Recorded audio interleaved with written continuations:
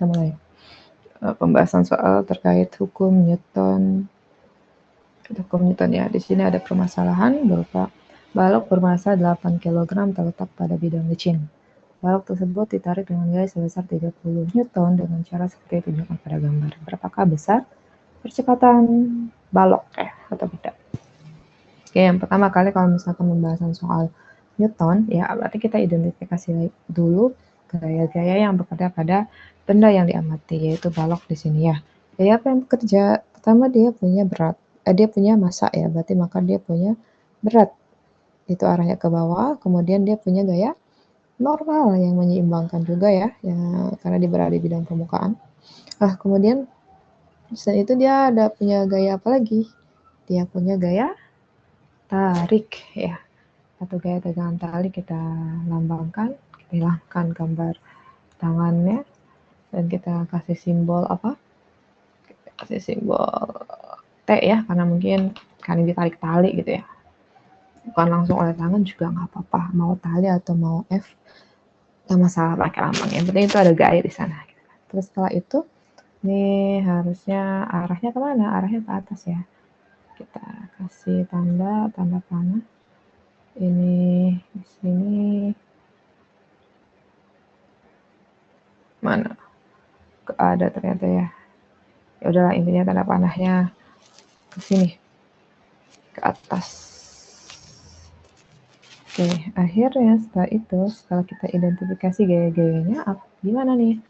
Lihat, pergerakan si balok itu hanya ada di daerah sumbu horizontal atau sumbu X. Maka di sumbu X berlaku hukum Newton kedua, gitu ya.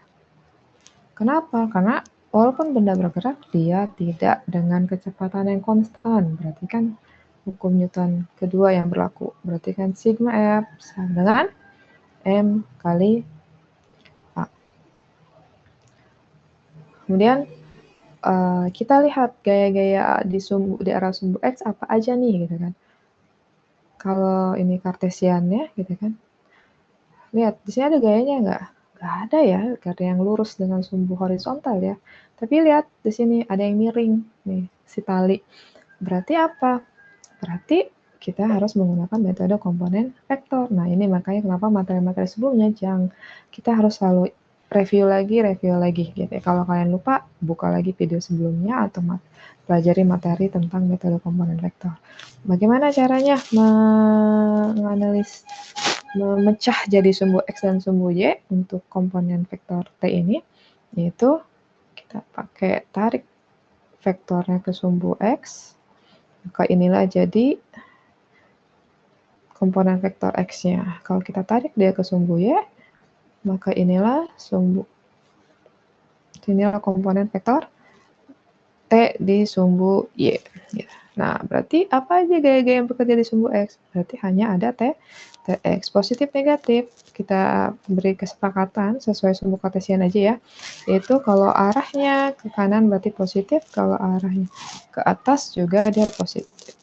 Tx sama dengan M kali A. Kemudian besar Tx berapa? Besar Tx kita lihat. T sudah diketahui besarnya, tapi Tx nggak diketahui. Tapi kita lihat di Tx ini berada di samping sudut. Maka kita bisa pakai, oh ya ini samping miring, kira-kira apa? Samping miring berarti cos. Ya udah. Jadi gitu ya, kalau lupa rumus, ya dia posisi dia terhadap sudutnya apa? Samping apa depan gitu. Kalau depan berarti dia sin, kalau samping sudut, dia pakai cos berarti. Kayak gitu triknya ya. Kemudian kita langsung masukkan aja angka-angkanya. T-nya berapa? 30 Newton. Cos-nya tetanya berapa? Cos 30. Oh iya, lupa dikasih tahu kalau misalkan dalam matematika ya, bukan matematika maksudnya, itu harus dimulai dulu dengan menggunakan diketahui dan ditanya, agar mempermudah ya, biar tidak cari nilai-nilainya gitu. Kalau misalkan soalnya tidak ditulis lagi gitu ya. Tapi kalau kalian sambil nulis, menurut ibu nggak masalah ya gitu. Kalau soalnya ditulis terus kalian ada permasalahannya. Oke, Next, akhirnya ditanyanya apa tadi? Ditanyanya A. Biar ini juga pakai kayak gini, apa sih yang sedang kita cari? Oh, ternyata yang sedang dicari adalah nilai A gitu ya. Jangan lupa ya. Ya, kalaupun gak bisa jawab, ada ditanya diketahui, itu bisa mengidentifikasinya ada nilai. Oke, M-nya berapa massa baloknya? 8. Justru A yang ditanya gitu kan. Dan kenapa nggak dimasukkan satuannya? Yang penting kalau satuannya sudah standar internasional SI, M-nya kilogram bukan gram, terus 30-nya 30 Newton gitu ya. Pokoknya semuanya udah SI, tidak harus terlalu ditulis gitu ya. Kemudian maka nanti kapan harus ngubahnya pada saat di kalian nulis diketahuinya, baru situ jadi benar juga. Oke, 30 cos 30 T berapa? Ini agak diperbesar dulu ya.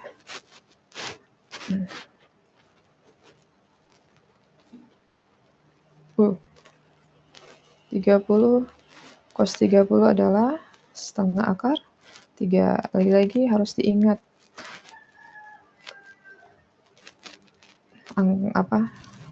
sudut-sudut istimewa. Ini lupa 8 A.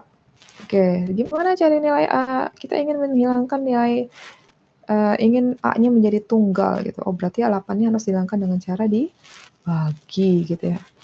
Akhirnya 8 bagi 8, 1 kali A, ya A. Kemudian 30-nya dibagi 8, 30 dibagi setengah berapa? 15 akar 3 ya. Baru dibagi 8. Selesai. Sampai sini sudah selesai. Tidak harus dijadikan koma-koma gitu ya.